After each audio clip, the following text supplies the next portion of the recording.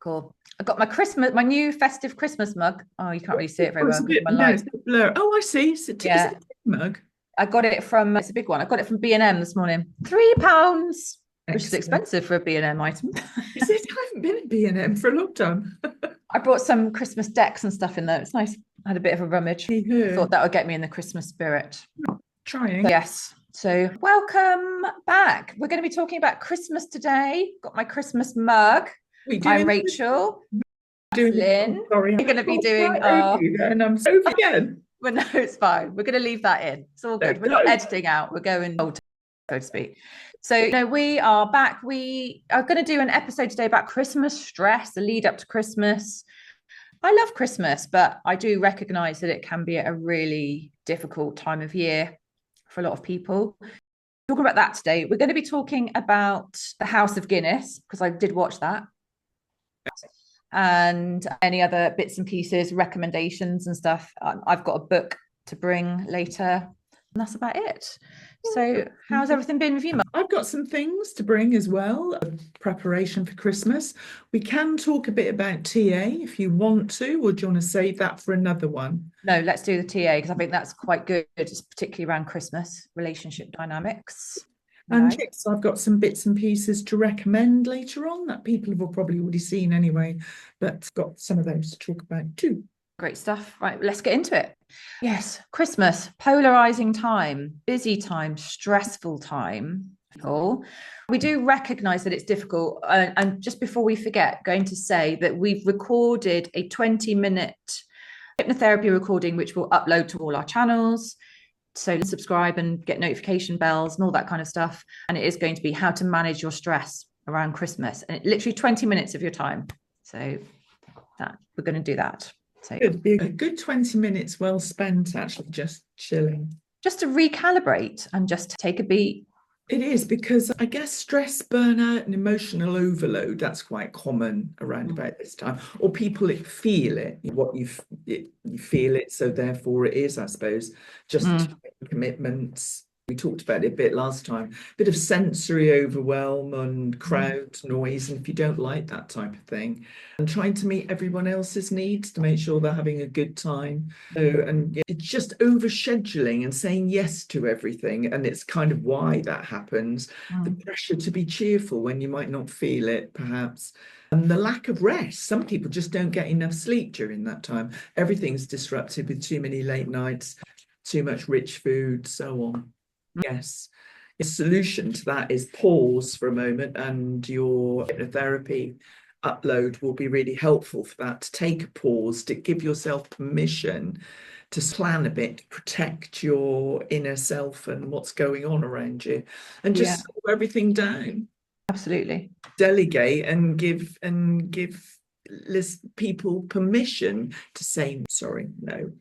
Well, it's about creating boundaries, isn't it? People put so much onto other people all the time. Definitely. Particularly in relationships where there may be attachment issues and so on. There are so many relationships, I guess, that will struggle with this because feeling left out or feeling insecure within their relationship, increased arguments about what happened, what the expectations are, and there may be some sort of triggering family patterns that happen around that time that you just don't want to do anymore, or things that you're expected to do that you don't want to do, and pressures to be happy. That's always a bit of a challenge. It's a difficult time of year. It is. Domestic violence obviously again goes without saying, so it's kind of heightened again. It's all comes back to heightened expectations and the pressure to be perfect and compare and despair. My friend so and so at the school gates doing the X, Y, and Z, and we should be doing all of this as well, isn't it? And the whole matching pajamas thing, isn't it? The whole Instagram Christmas. It's a massive movement now, isn't it? The matching jib jams, which is lovely, but then the Instagram photo, and then what? Exactly. And it's all just about consumerism. You spent an absolute fortune on all these things. And do you really need all that stuff? Does it? It's about spending time together, and it doesn't have to be perfect. And the bits that you remember from your favorite Christmases are often the bits where something has fallen off or gone wrong or got burnt or got forgotten. The tree fell down, whatever. or the cat rushed in and the whole tree went flying, or whatever it was. Exactly. That quest for that perfectionism. We live in that perfectionist society. I think it's really damaging for people. And I suppose the other thing that we didn't touch on last time when we were looking at Christmas was people that I can't remember if we did anyway, but the recently bereaved. Now, that is going to be slightly different, I guess, for people around that time, because they may want to actually be alone. Yes, rather than forced to go and join in for something. And a lot of people, they feel that guilt, the fact that somebody might be spending Christmas on their own without thinking that maybe that person would. And so they go out of their way to project what they think that person should be doing and what's appropriate at Christmas for them, according to them. That's true. That's exactly right. In fact, I was listening to GMB this morning, and they've just, Good Morning Britain, that is, and they've just launched their campaign for whenever you listen to this, because we might not upload it directly, but they've just launched their 1 million minutes appeal, which is, you know, people who are on their own at Christmas. And I think they said a figure like, sure, it was 2 million people who are on their own at Christmas, and people going, oh, that's awful, and isn't that sad, and so on. Well, it may be very sad for some people, but other people are quite happy to be on their own. And I think we talked about that last time as well. You do have to check and make sure where people are and take them at their word. Yes, nobody wants to do that. Some people are quite happy in their own company. They don't want to do it. But then if they do want to do it, great. You know, just do what makes them happy at Christmas. And remember what Christmas is actually about. Yeah. Unless if you are recently bereaved, if you want to sit and cry your eyes out for a day, then if that feels appropriate, do it. Do that as well. Yeah. But go out a little walk the next day then and get some fresh air. Shake it up. Yeah, exactly. You do it the whole of Christmas. No. But if you want to have a day where you're at home and you're feeling melancholy and whatever, then no, do that. Yeah, no. And we've got the other end of the scale as well, where I was chatting to a lady this week, and she is hosting a Christmas for 14, both sides of the family, and she is absolutely freaking out already about hosting for so many people. The cost, getting the food in, the organization, the doing it, the where I'm going to sit, what's going to happen, making sure that everyone's got the gift, is everybody going to get on, you know, coming that have different Christmas traditions, and she's trying to make everybody else happy, and she looked utterly miserable. Golly, is what you to do that and put yourself through it? Yeah, you're not actually enjoying the process of organizing that and pulling it together. I mean, and people do love it. I know, and they thrive on it. They look forward to Christmas. You know, the clients, you know, they, you know, Christmas decorations up at the beginning of November. Like, just do it. Love it. Great. Yeah, fantastic. But you know, but there's so much. But they're doing what they want to do. There's that external pressure to, you know, perfect host and hosting for things people when you don't actually want to do it. I know, it's awful, isn't it? I'd hate that. Well, I find that strange, actually. You need some help to say no. Yeah, and also, you know, the build up to it. So she's already feeling anxious. She's not sleeping. Head like so clenched. So you just think, my God, if you like that already, then yeah. Well, we can help her next year with that one. Does she do that every year out of interest, or is this something new? They've been taking it in turns, and this is her year, but I don't know. I think they normally have one set of parents, but not the other set. And I think it's just turned out to be a lot of people like coming back from abroad and staying with people. So then they end up coming as well, and kids and this, that, and the other. It's just a lot, isn't it? It does feel like quite a lot. They're going to get sort of fish fingers, to be honest. Yeah. He's definitely going to need a little hypnotherapy 20-minute relaxation where, you know, in that script, unclenching the jaw, relaxing the face, you know, get rid of that perfectionist tendency. Just like it is, you know, is Christmas. And also, you know, people to do other bits and pieces. Don't take it all on yourself. I'll take a dish. Yeah. The damn thing. Yeah.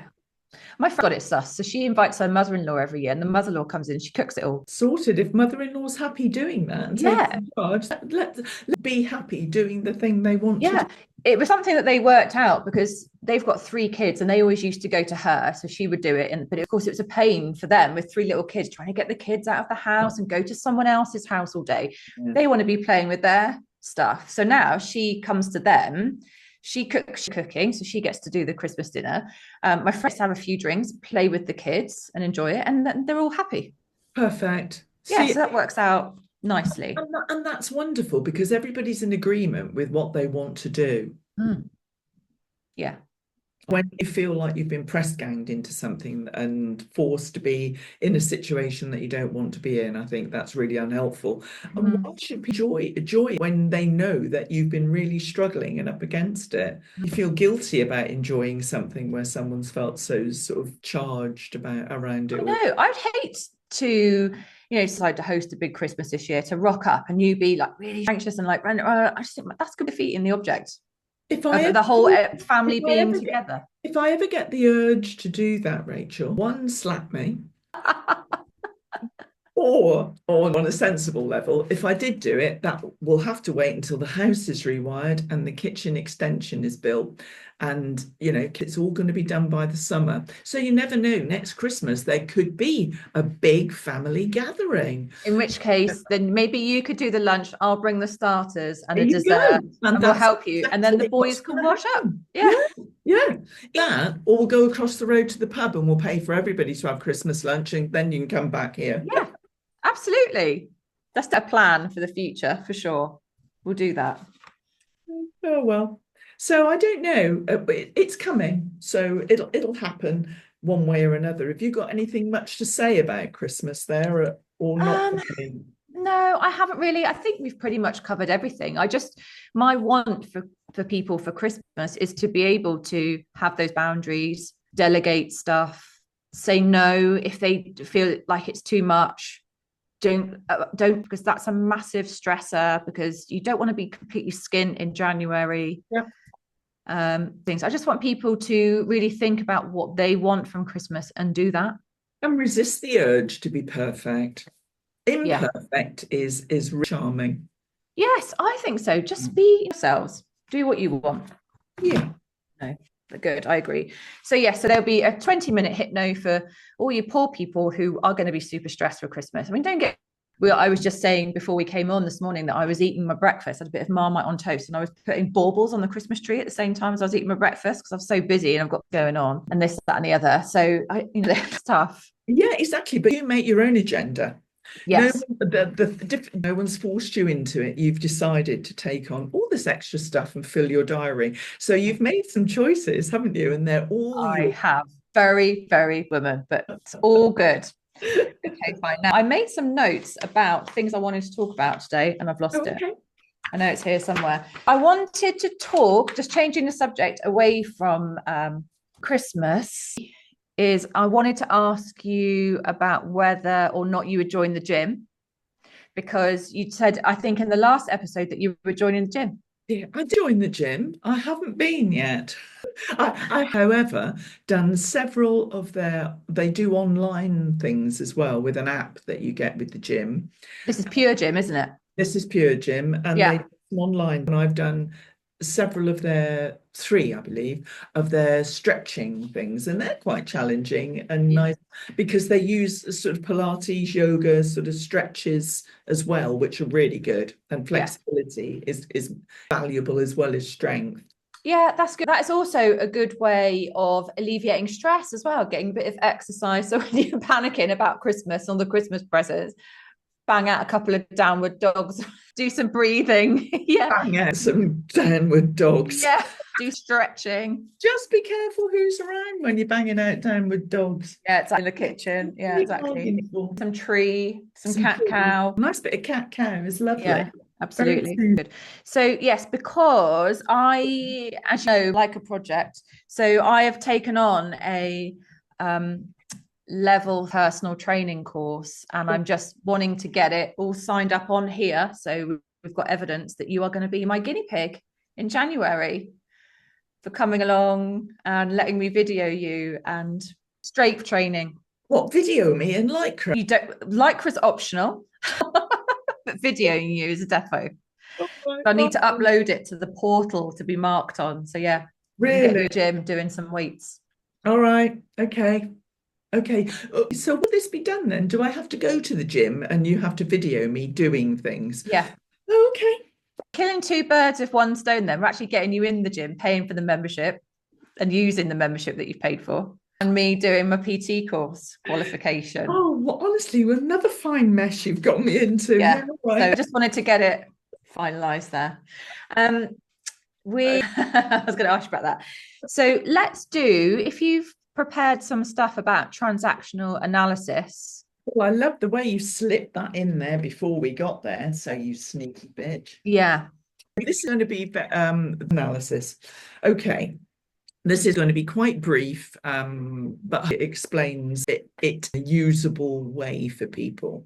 And it is quite handy, I think, when you're looking at relationship dynamics and things. Oh, that's fancy. Ooh, I love the way you seamlessly move that into shot there. Lovely. I love flip chart. I really do. I'm very old school. It's crap, isn't it? But still. We like. Right. I shall begin. I'll do a brief explanation of how it is. And if you've got any questions, feel free to jump in and sort of that comes up. So what is it? So transactional analysis, it's hard to say that. There's too many L's. TA is a way of understanding the way we think, the way we feel and the way we behave, and the way we do things, especially within our relationships. You know, we have is a relationship. You're my daughter, I'm your mother, and that is our relationship. So it breaks down our inner world into three parts, which is, we think of them as modes. They were called ego states, actually. They're just ways of being, really. It's another way of saying it's a way of being in the world. Ego state sounds somewhat grandiose, I think, but there we go. So the parent, this represents us, the parent, the adult, and the child. This is one person and this represents another person. So first of all, you have the parent. So the parent part of us, and this is all within us, it's contained within us. The parent part of us is the bit that what we learned from the grown-ups around us in our early life. It includes helpful guidance we've absorbed, like stay, mind your manners, as well as unhelpful rules like don't motion, perhaps, or you must be perfect, or you've got to be good. When the parent is running the show, we must sound bossy, judgmental, or protective. So that's the finger waggy part of us that comes out when we're telling people to be quiet, to mind your manners, do this, do that, finish what's on your plate, if we're talking about weight loss and things. The adult part is the bit within us that stays calm. It stays present in the moment. It's rational, logical self. This part of the brain is talking then. The adult responds to what is actually happening right now in the here and now. And it's not based on the past or anything else. It's part of us that where we can pause, think, weigh up the pros and cons, evaluate what is right for us, and have a sensible conversation and make rational decisions. And the child part, and this is the emotional part of us that carries our early needs, our fears, our creativity, the joy in life. Sometimes it shows up as playful energy, silly. Sometimes it shows up as being hurt or insecurity or rebellious. That's that part of us. Okay, so perfect. Okay, it works in everyday life. So, for example, every time we interact with someone, we're having a transaction to and from, which means it's back and forth. TA helps us notice which part of us is actually doing the talking and which part of the other person is responding. So once we know these things, we can sort of see patterns. So, for example, if someone speaks to us in a critical parent tone, like our child part of us reacts. So if the negative part of the parent, the critical part, talks to the part of the child, there may be some, you go back to how you were as a child almost. and it reacts defensively, so people can respond defensively. If someone is upset in their child part of them, and the adult can help soothe and steady the situation. But if we're stuck in old patterns of behavior, TA helps us shift us back and forth, at the moment, that are stuck in a particular pattern of behavior. They just go round and round and round. One does this, they react that way, and it always ends up badly. The communication is always a mess, just guaranteed it is. And they're just stuck in a loop of behavior, really. So it helps to break unhealthy patterns once you recognize what's going on.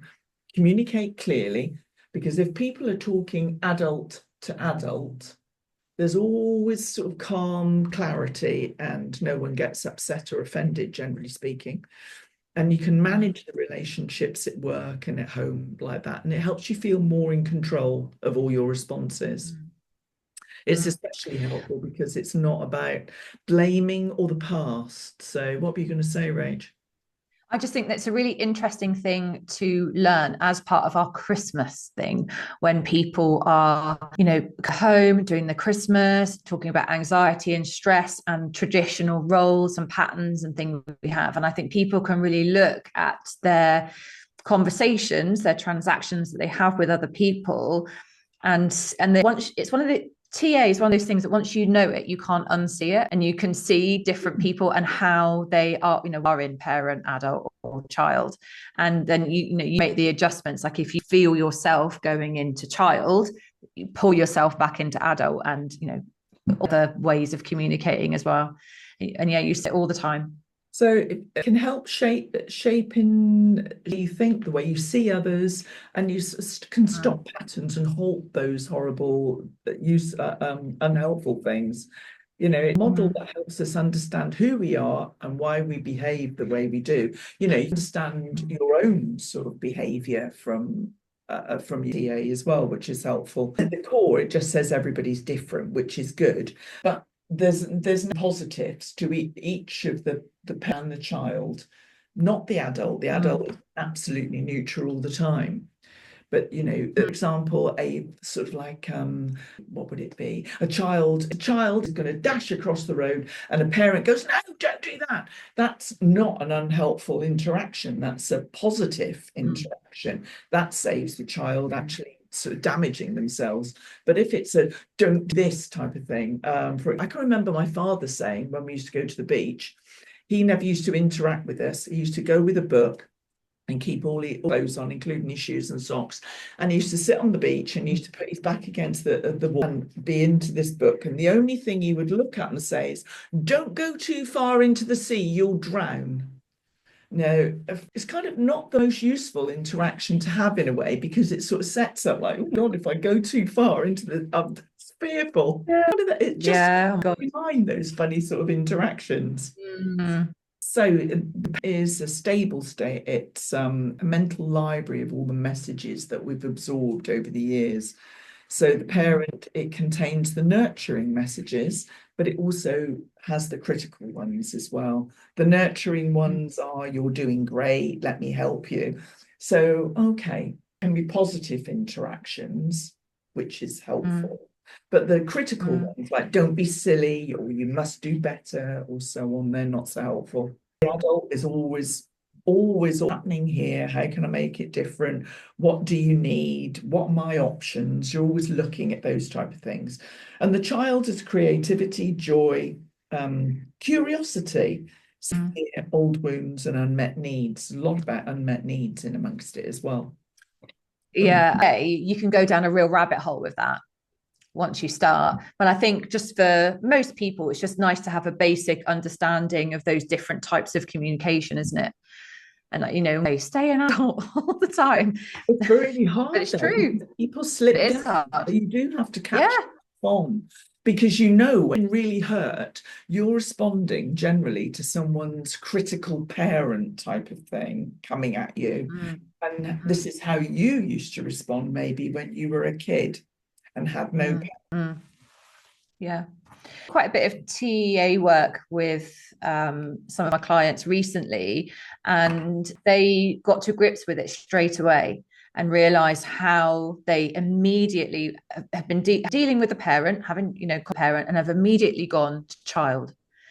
And now she's completely shifted and stays in adult. It's completely flummoxed this parent because they just don't know, because she's doing a different response from the norm. Yeah. And they now don't know how to deal with it. It's completely thrown them. Yeah. And she's really enjoying stepping into her power as an adult and shifting that dynamic. And I think TA's really interesting. It's so powerful. I think I mentioned last time the client that's actually stepped into the adult and dealing with family issues, adult, but not getting met with adult. They're getting met with child from her other relatives, so coming from child. Yeah. And it is one of those things, once you start to see it, you can't unsee it. So it'd be interesting to see if anyone listens to this and it's before Christmas. Let us know how your Christmas was. Now you've got some awareness of that, and it changes the way that you communicate, because you get a different response. Yeah, that'd be interesting. If anybody listens to it and has any questions about it, then contact us. Definitely contact us, and we can take it a little bit further, because I think next time, what might be useful, and I'm going to put this on you now. Okay. Next, we can go into the drama triangle. Oh, yes. Which takes this on a bit further. Yeah. Okay. And how those conversations that we have, or difficult conversations, always end up with everybody feeling bad at the end of them, but people don't stop having them.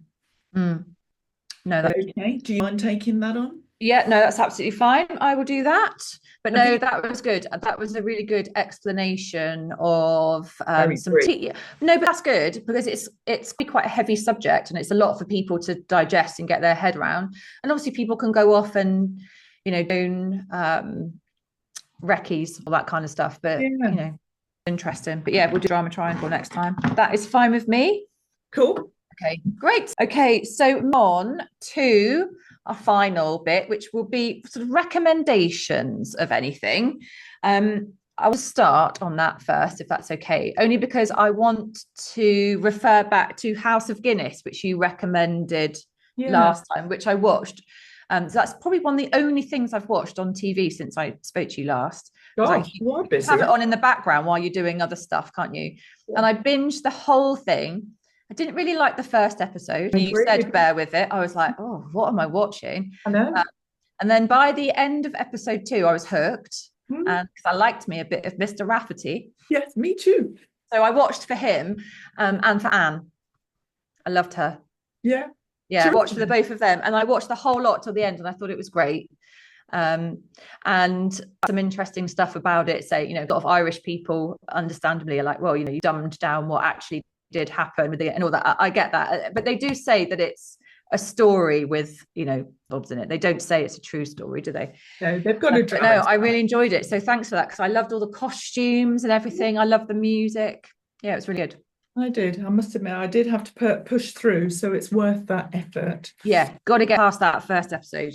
I've got another one like that as well. Then, have you got anything else recommendation wise?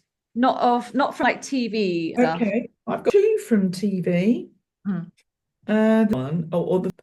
The first one I'll is All Her Faults. Oh, I've seen that, but I haven't watched it. I don't think it's on a channel that I have. It's on Now TV. Yes, I do not have that, but I will get that over Christmas, I think. Yeah, and it stars Sarah Snook, who I really like. Yes, she's very, very, and it deals with a child. Yeah, it sounds, but I saw a trailer for it and I thought, oh, that looks really good, but the missing children thing as well is a bit, interesting, and what comes out of it, and that'll be a discussion point for us. If you do watch it, it'll be a discussion point for it afterwards, really. Oh, interesting. Oh yeah, well, I'll definitely make sure I watch that then. It's on my watch list. Okay. But I just don't want to pay for another flipping subscription. I know, what do you mean? Ridiculous, but yeah, no good. And what was your other one? The other one is Black Rabbit, and it's on Netflix. I watched that, yeah. Jason Bateman. You watched it? Yeah, very Ozarky. I get to the end of Ozark, but I watched the first episode and I thought, what? You've got to push through a little bit to get to Yeah, the next one. And okay, I'm in a tiny bit now. And I yeah, think by the third episode, I was kind of into it and wanted to yeah, see what was going on. But yeah. yeah, I really enjoyed it. But that's Jude Law, who I really, really anyway. And it's a bit more of a grown-up role for him because he normally plays the sexy, innocent lead, doesn't he? Yes, and He it's was the nice guy to in see the him doing bookshop with the something. glasses or whatever, but he was a bit naughty in this one. Yeah, it's nice to see him doing something gritty. It was. Yeah, yeah, Jude Law, and I'm a big Jason Bateman fan as Yeah. well. Yeah. He's really good. I thoroughly enjoyed it. He directed it, I think, Jason Bateman. He did. So yeah, that was my TV. Yeah, and that was good. I concur. That was a good one. The only other thing that I've got was a bit of a random one, but I had some Audible credits that I wanted to use up, and I came across a book called Be Useful: 7 Tools for Life, and it's Arnold Schwarzenegger. And he narrates it as well. And it's such a lovely book. I know it's completely random, but I really like memoirs and stuff. And I thought, oh, this would be quite interesting. He's such an interesting person because obviously he was like, you know, the bodybuilder, and he was, you know, and actor, and kind of came from to where he is now and how he is now. He's such a great person. I love him. So it's a really interesting book where he talks about, you know, work ethic and doing stuff and kind of got there, and, you know, get anywhere if you don't try, nothing good happens in the comfort zone and all of that. So it's quite a nice book to listen to. And I love his accent because obviously I always think Terminator 2 when I think of Arnie, like one of the biggest films, isn't it? Because I love all that. And he talks a lot about his life. Really? Yeah, so it's kind of like quite a lot of his stuff as well, things that he's done. It's really interesting. I like him. And because I subscribe, I get an email from him every week. Well, I'm sure it's not from him directly, but it's like a fitness one. He does a fitness thing, and I get an email every week, and it's absolutely lovely. He talks How about, random is this? yeah, various, yeah, Doing but it's really good in like a growth kind of interesting read. If you're struggling a bit for any motivation or anything, I think a lot of people will resonate with what he says. And you know, what he's done, and a body that he had, and to train like that, you need an incredible amount of discipline. To be Exactly. the governor of California, you need discipline and Yeah. sort of work ethic. So fair enough. Yeah, and he talks about how when, you know, he anything about being governor of California, he had to learn everything, like how he learned things and what he learned, because he wanted to be the best. Whatever he does, he wants to be the absolute best that he can be at it. And I think he has proved that, you know, with the bodybuilding, and, you know, and he was a good governor, I believe, of California. You know, he put a lot of effort, you know, he put heart and soul into everything. So yeah, it was quite good. So random, but yeah, it's good. But you have to listen to it because you have to have his voice as well as part of it. Okay, so he narrates it as He well. does, yeah, and really funny. Okay, Yeah, it's cool. good. That's literally my only thing. What's it called again? Be 7 Tools for Life. You'll have to put that in the show notes, obviously. Yes. Okay. Sure. Any films? Oh, I've got a book. I'm halfway through actually at the moment. I'm listening to it on Audible also, and it's one of Elizabeth Day's books. Yeah. It's One of Us, and I didn't realise I've through, and I've only just realised it's a sequel to The Party, but I've read or listened to any of her books. Does she narrate it? she doesn't know. No. But her bestseller that she did a while ago, and this moves the characters on. Although this book, One of Us, is actually standalone. Yeah. You listen to it, which is just as well without having listened to the other one. Yeah. But I thought, what is this? But by various people, Richard Armitage is one of the characters, and who's got a beautiful reading voice anyway. So Interesting. it's almost like listening to a play. Mm. So Yeah, it's something. I'm halfway through, and it's like politics and middle class living and the way they carry on. But having it was based on a sequel, I would have read the other one first. yeah, but they can always go back to that one and read that, can't you? Yeah, I guess so. But even so, the other thing I've got is my taste sensation, a little bit building on from last time. You know, I've made homemade cranberry sauce. Yes. Absolutely delicious. But my absolute taste sensation at the moment is cranberry and brie sandwiches. Is that what you're living off basically at the moment? Maybe not quite, but I'm having it quite often. Yeah. Tasty Brie sandwiches. which is not helping my weight loss plan one bit. No, so we'll be doing some work on that in January, don't worry. Defo, I'll need You're it. going to be my guinea pig for PT. So, just go back to the guinea pig thing a bit. When do you want me to start with this giggery? I'll let you until January. Okay. So you can eat your brie and cranberry, and we'll do it there. One, because I'm going to be too busy to do anything before Christmas anyway, so we need to get on that. I have got one thing to bring, and it's something that we can talk more about in another episode, I think. And it's a book called The Age of Diagnosis by Suzanne O'Sullivan. And that is talking about basically the age that we live in now. We all want to be diagnosed with something. The fact that diagnosis of various things are up in huge percentages, and people being treated for various things with medication and stuff that we might not necessarily need to have been.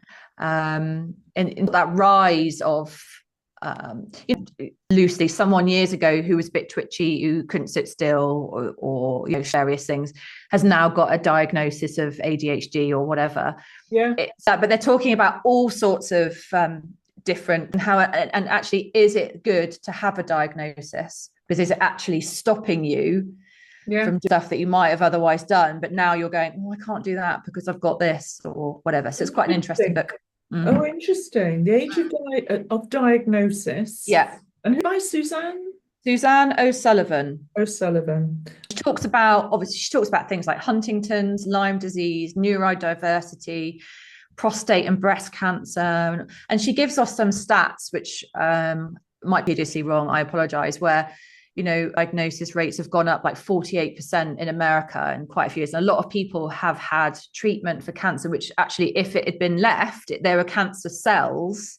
They might not have actually progressed into anything, but people were treated very aggressively with cancer treatment and stuff rather than being monitored and like that. Because obviously you hear the word cancer, you start freaking out, don't you? Yeah, how interesting. But that's just like one thing. I'm not making light of anyone with breast cancer or anything like that, just as nothing like that. But it's a really interesting book, because saying, actually, has it done us any favors by being diagnosed with all these things over the years? No, that's something I need to have a look at then, and just okay. I think it's quite an interesting thing, like for stuff too. I think so, yes, because everybody seems to want to have for feeling how they feel. Some might just be feeling sad or have low mood. Yeah, but there has to be a reason. I have to pin it on something specific. A pill.